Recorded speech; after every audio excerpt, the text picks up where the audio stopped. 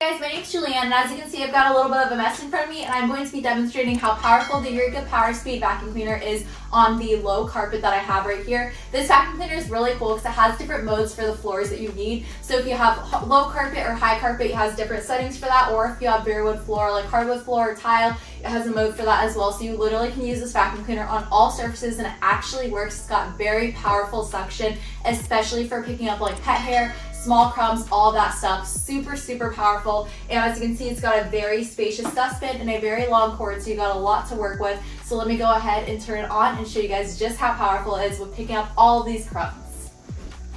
So you literally don't have to bend down or anything to turn it on. You simply just get out of its upright position with this button, and then boom.